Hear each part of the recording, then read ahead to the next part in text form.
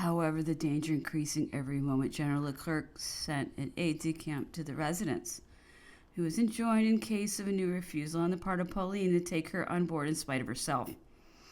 The officer was obliged to execute this order strictly. Madame Leclerc was held by force in an armchair carried by 4 soldiers.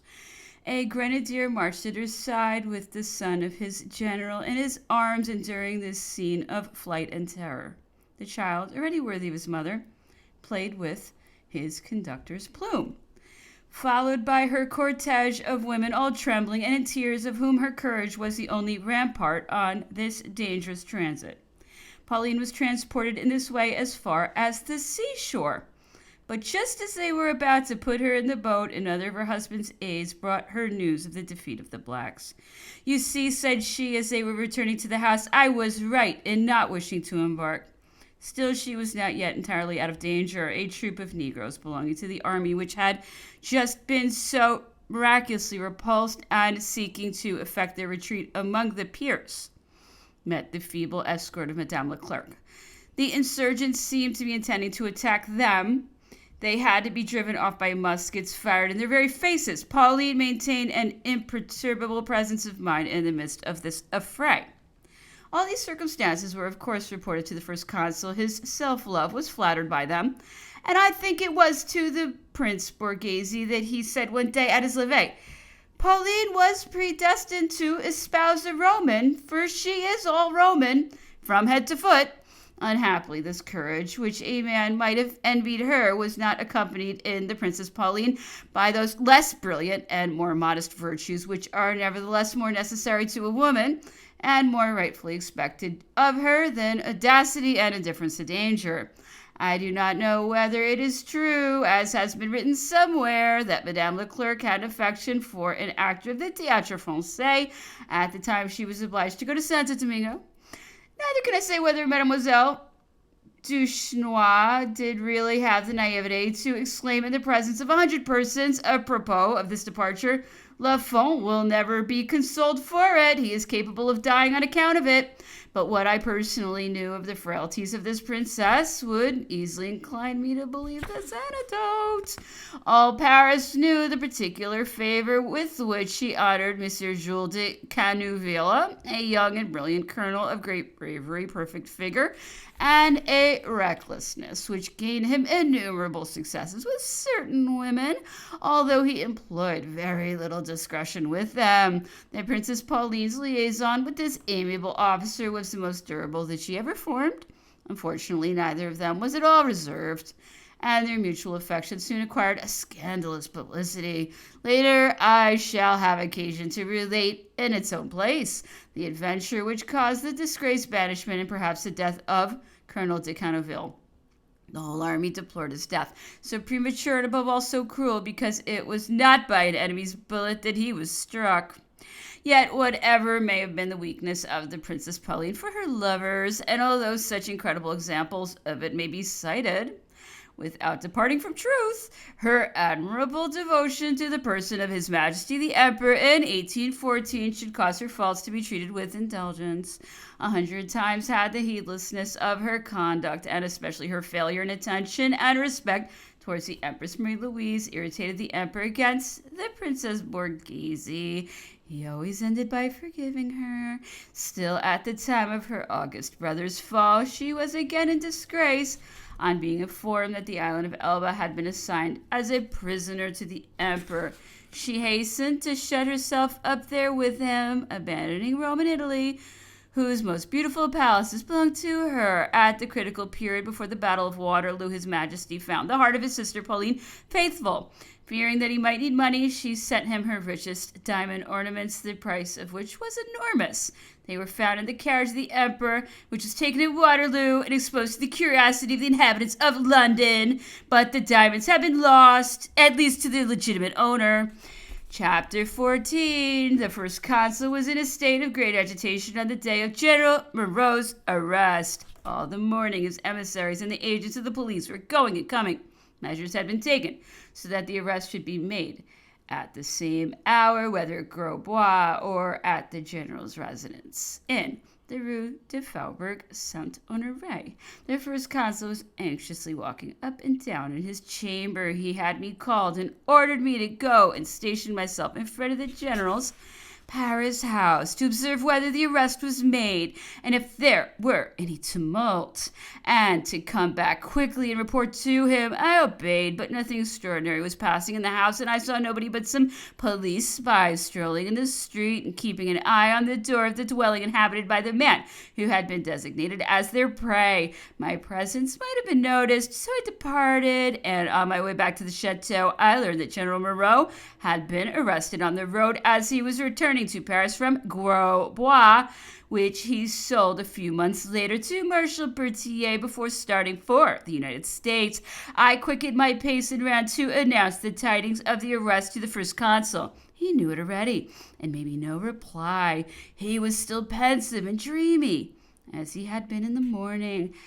As I have been led to speak of General Moreau, I will recall the fatal circumstances by which he was impelled to tarnish his fame. Madame Bonaparte had married him to Mademoiselle Hulot, her friend, and like herself a Creole of the Ile of France. This young person, sweet, amiable, and full of the qualities which make a good wife and mother, loved her husband passionately. She was proud of that glorious name which surrounded her with respect and honors, but unfortunately, she had the greatest deference for her mother, who was very ambitious and desired nothing less than to behold her daughter seated on a throne. Her empire over Madame Moreau soon included the general himself, who, ruled by her counsels, became somber, dreamy, melancholy, and lost forever that tranquility of mind which had distinguished him. From that time, the general's house was open to plots and intrigues. All the malcontents, and there were many of them, met each other there. From that time, the general undertook to disapprove all the acts of the first consul. He opposed the reestablishment of public worship. He called the institution of the Legion of Honor a piece of childish and ridiculous mummery. These grave imprudences and plenty of others soon reached, as may readily be believed, the ears of the first consul, who at first refused to credit them. But how could he remain deaf to insinuations that daily returned with increased force and were doubtless envenomed by malice? Now, while the imprudent speeches of the general were contributing to ruin him in the mind of the first consul, his mother-in-law, with dangerous obstinacy, encouraged him in his opposition, persuaded, as she said, that the future would do justice to the present. She was not aware how truly she spoke. The general rushed headlong into the abyss which opened in front of him. How altogether contrary was his conduct to his character! He had a decided aversion for the English. He detested the Chouans and all that pertained to the old nobility. Besides, a man like General Moreau, after having served his country so gloriously, was not made to carry arms against her. But he was misled, and he misled himself, in thinking that he was fit to play a great political role. He was ruined by the flattery of a party which raised as many enmities as it could against the first consul by exciting the jealousy of his former companions in arms. I have seen more than one token of affection given by the first consul to General Moreau during one of the latter's visits to the Tuileries, and while he was conversing with the first consul, General Carnot came in from Versailles with a pair of very elaborately wrought pistols presented to the first consul by the manufactory of Versailles. To take these two beautiful weapons from the hands of General Carnot, to examine them a moment, and then to offer them to General Moreau, saying, "Keep them. They could not come more apropos." All that was done quicker than I can write it. The general could not have been more flattered by this proof of friendship, and he warmly thanked the first consul. The name and the trial of General Moreau remind me of the story of a brave officer who found himself compromised in this unhappy affair and barely extricated himself from it after several years of disgrace by dint of the courage with which he ventured to expose himself to the emperor's wrath. The authenticity of the details I am going to give can be attested at need by living persons whom I shall have occasion to name in my recital, and whose testimony no reader would dream of rejecting. General Moreau's disgrace at first extended to all who were connected with him. The affection and devotion borne him by the army men, whether officers or soldiers who had served under him, was well known. His aides-de-camp were arrested, even those who were not in Paris. One of these, Colonel de Lelay, had been several months at Besançon on furlough, reposing from his campaigns in the bosom of his family, along with a young wife to whom he had not long been married, but occupying himself very little with political affairs, a good deal with his pleasures, and not at all with conspiracies. The comrade and the brother in arms of Colonels Guillaume, Minon, Hugo, and Foy, all three of whom afterwards became generals. He spent joyous evenings with them in garrison and agreeable ones at home. All at once, Colonel de Lelay was arrested, thrown into a post-chaise, and it was only when they were rolling at a gallop on the road to Paris that he learned from the officer of the gendarmerie who accompanied him that General Moreau had conspired, and that in his capacity as aide-de-camp of the general, he was included among the conspirators. On arriving in Paris, the colonel was put into close custody at La Force. I think his wife, justly alarmed, hastened in pursuit of him, but it was not until after a great many days that she obtained permission to communicate with the prisoner, and even then she could do so only by signs. She would remain in the court of the prison while he would show himself for some moments and pass his hand through the bars of his window. However, the rigor of these orders was abated for the colonel's son, a little child of 3 or 4 years old. His father obtained the favor of embracing him. He came every morning in his mother's arms, and a turnkey would take him to the prisoner.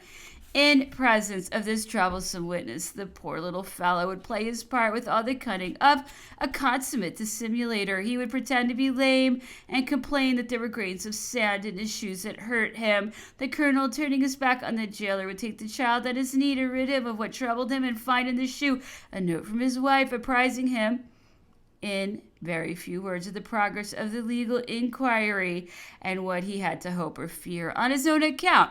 At last, after several months of captivity, sentence having been passed on the conspirators, Colonel de Lelay, against whom no accusation had been brought, was not absolved, as he had a right to expect, but struck off the army rolls and arbitrarily sent away under surveillance and forbidden to come within 40 leagues of Paris. At first, he was also enjoined not to return to Besançon, and it was not until he had been out of prison for a year that he was permitted to live there.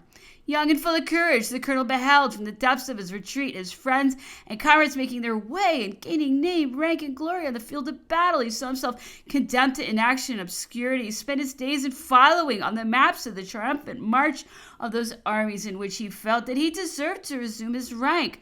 1,000 requests were addressed by him and his friends to the chief of the empire that he would permit him to go merely as a volunteer to join his former comrades, where with a knapsack on his back. His prayers were rejected. The emperor's will was inflexible, and every new application he answered let him wait.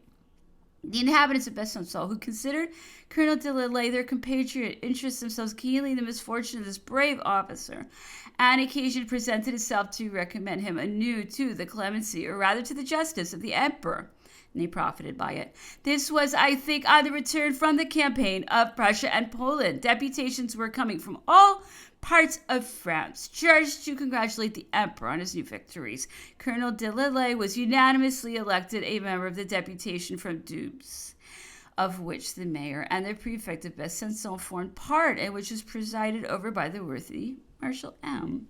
An occasion then is at last offered to Colonel de Lelay to have the long interdict raised, which has weighed upon his head and kept his sword idle. He will speak to the emperor. He will complain respectfully, but with dignity, of the motiveless disgrace in which he has been detained for so long. He will render heartfelt thanks to the generous affection of his fellow citizens, whose suffrages will, he hope, plead in his favor with his majesty.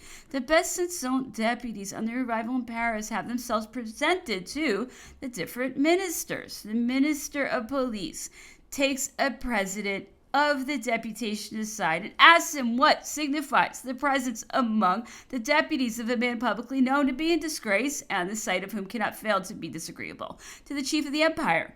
On issuing from this private interview, Marshal M. enters, pale and terrified, the apartment of Colonel de Lillay. All is lost, my friend. I see by the looks of things at the bureau that they are still ill-disposed towards you. If the Emperor sees you amongst us, he will take that foreign express intention to go against his orders, and he will be furious. Ah, well, what can I do about that? But to avoid compromising the department, the deputation, to avoid compromising yourself, you might well, perhaps, the Marshal hesitates. I should do well? Asks the Colonel. Perhaps by withdrawing without making any scandal. Here the Colonel interrupted the President of the deputation. Marshal, permit me to refuse this counsel. I did not come so far in order to recoil like a child before the first obstacle. I am tired of a disgrace I have not deserved. Still more tired of my idleness. Whether the Emperor is angry or is appeased, he will see me. Let him have me shot if he likes. I do not cling to a life such as I have led for the last 4 years. However, Marshal, I will submit to what shall be decided by my colleagues, the deputies of Besançon. These latter did not disapprove of the Colonel's resolution. He went with them to the Tuileries on the day of the formal reception of all the deputations of the Empire. Every hall in the Tuileries was encumbered by a crowd in richly embroidered coats and brilliant uniforms. The military household of the Emperor, his civil family, the generals present in Paris, the diplomatic corps, the ministers and chiefs of the different administrations, the deputies of the departments with their prefects, and their mayors decorated with tricolored scarves, all were assembled in innumerable groups and were waiting the arrival of His Majesty, talking meanwhile in undertones. In one of these groups was seen a tall officer dressed in a very simple uniform and of a fashion which dated several years back. He did not wear either in his neck or on his breast the decoration which at that time no officer of his grade was without. It was Colonel de Lillay. The president of the deputation of which he formed part seemed embarrassed and almost afflicted. The former comrades of the colonel hardly dared to recognize him. The most adventurous gave him a little nod from a distance, which expressed both anxiety and pity. The most prudent did not look at him at all. As for him, he remained impassive and resolute. At last, a folding door flew open, and an usher cried, "The Emperor, gentlemen!" The groups broke up. People ranged themselves in 2 rows. The colonel placed himself in the first rank. His Majesty began to turn around the salon. He addressed remarks to the president of each deputation and said to every one of them some flattering words. Arriving in front of the deputation of dupes, the Emperor, after having said a few words to the brave marshal who conducted it, was about to pass on to others when his eyes fell upon an officer whom he had never seen. He stopped in surprise and addressed his familiar question to the deputy. "Who are you?" "Sire, I am Colonel de Lillay, formerly first aide-de-camp of General Moreau." These words were uttered in a steady voice which resounded through the profound silence commanded by the presence of the sovereign. The Emperor drew back a step and fixed both eyes upon the colonel. The latter did not flinch before this glance, but he bowed slightly. Marshal M. was as pale as a dead man. The Emperor resumed, "What do you come to ask for here?" "What I have asked for years, sire, that your Majesty would deign to tell me of what I am guilty, or else restore me to my rank."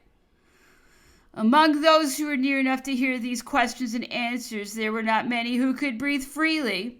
At last a smile parted the Emperor's tightly closed lips. He lifted a finger to his mouth as he approached the colonel and said to him in an almost friendly tone, "People have complained a little of that, but don't say any more about it." And he went on his way. He had hardly gone 10 steps beyond the group formed by the deputies of Besançon when he came back, and stopping opposite the colonel, "Mr. Minister of War," said His Majesty, "take the name of this officer and take care to remind me of it. He is tired of doing nothing. We will give him some occupation." As soon as the audience was over, it was who should get to the colonel quickest. They surrounded him, they congratulated him, they embraced him, they tore him away from each other. All of his former companions wanted to take him away with them. His hand could not grasp all the hands extended to him. General S., who only the day before had still further increased the alarms of Marshal M., by expressing his astonishment that anyone should have had the audacity to come and brave the Emperor in this way, stretched his arm above the shoulders of those who were pressing around the colonel and shaking hands with him in the most cordial way in the world. "De Lillay," he cried, "don't forget that I expect you to breakfast tomorrow." 2 days after this court scene, de Lelay received his appointment as Chief of Staff of the Army of Portugal, commanded by the Duke de Brantes, Juno.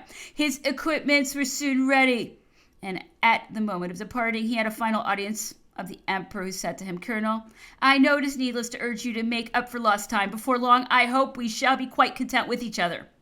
On coming out from this last audience, the brave de Lelay said that all he lacked now to make him happy was a good occasion to have himself cut to pieces for a man who knew so well how to close the wounds of a long disgrace. Such was the empire of His Majesty exercised over men's minds. The colonel had soon crossed the Pyrenees. He went through Spain and was received by Junot with open arms.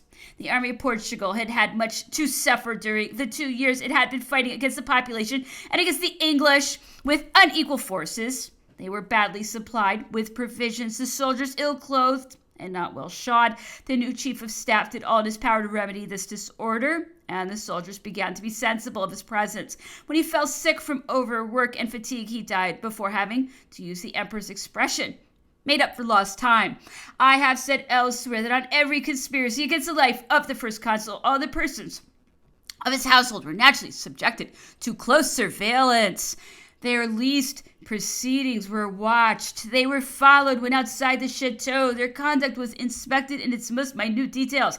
At the time when the Pichegru plot was discovered, there was only one keeper of the portfolio, named Landois, and his place was therefore one of the most difficult, because he could never go away from a little dark corridor on which the door of the cabinet opened, and he ate his meals running and almost on the sly. Luckily for Landois, they gave him a second, and on this occasion, Ogel, one of the palace porters, was designated by the first consul to go and establish himself at the barrier des Bonshommes during Pichegru's trial in order to reconnoitre the unobserved domestics of the house as they came and went about their service, nobody being allowed to leave Paris without permission. Augel's reports pleased the first consul. He had him summoned, seemed satisfied with his answers and his intelligence, and appointed him as substitute for Landois in keeping the portfolio. Thus the task of the latter became easier by half. Ogel went on the Russian campaign, and in 1802, and he died on the return when he was only a few leagues from Paris in consequence of the fatigues and privations which we shared with the army. However, it was not merely the servants attached to the household of the first consul who found themselves subjected to this regime of surveillance. From the time he became emperor, he established among the concierges of the imperial palaces a register on which people from outside and strangers who came to visit anyone within were obliged to inscribe their names and that of the persons they came to see. Every evening this register was carried to the grand marshal of the palace, or in his absence to the governor, and the emperor often consulted it. He once read there a name which, in his capacity as husband, he had his reasons, and perhaps even reason, for suspecting. His Majesty had previously ordered the absence of this person. Hence, on meeting this unlucky name again on the concierge's book, he was beside himself with rage, believing that both sides had dared to disobey his orders.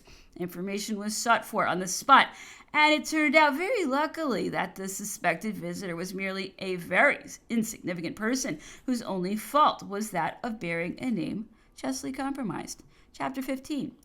The year 1804 was so glorious for the emperor was also, with the exception of 1814 and 1815, that which brought him the most vexations.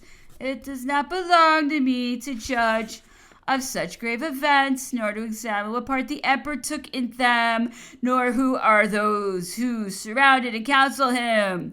I ought not and cannot recount anything but what I saw and heard. March 21st of that year, I entered the first consul's chamber very early. I found him awake, his elbow leaning on his pillow. He looked somber and fatigued. On seeing me come in, he sat up, passed his hand several times across his forehead, and said, "Constant, I have a headache." Then, jerking off the bedclothes, he added, "I have slept badly." He could not have seemed more preoccupied and absorbed. He even had a sad and suffering air which surprised and affected me. While I was dressing him, he did not say a word to me, a thing that never happened, except when some thought disturbed or tormented him. There was nobody in his chamber with him but Rustem and me. At the moment when, his toilet being finished, I was handing him his snuff-box handkerchief and bonbonniere. The door suddenly opened, and we saw the wife of the first consul appear in her mourning gown, her features drawn, and her face covered with tears. This sudden apparition astonished and even alarmed us, that is, say, Rustam and me, because there was only one extraordinary circumstance which could induce Madame Bonaparte to leave her room in this costume, and before having taken all necessary precautions to disguise the ravages usually hidden by the toilet, she entered, or rather she rushed into the chamber crying, "The Duc d'Enghien is dead! Ah, my friend, what have you done?" Then she fell sobbing into the first consul's arms. He became as pale as death and said with extraordinary emotion, "The wretches have been too quick." Then he went out, supporting Madame Bonaparte, who could scarcely walk and continued to weep. The news of the prince's death spread consternation throughout the chateau. The first consul remarked in this universal grief, and yet he reproached nobody. The fact is that the greatest chagrin which this fatal catastrophe caused to his servitors, who for the most part were attached to him still more by affection than by duty, sprang from the thought that it could not fail to detract from the glory and tranquility of their master. The first consul probably knew how to interpret our sentiments, however they may be. This is all I saw and all I heard in private of this deplorable event. I do not pretend to know what passed in the interior of the cabinet. The first consul's emotion seemed to be sincere and not affected. He remained sad and silent for several days, speaking very little at his toilette, and only when necessity required.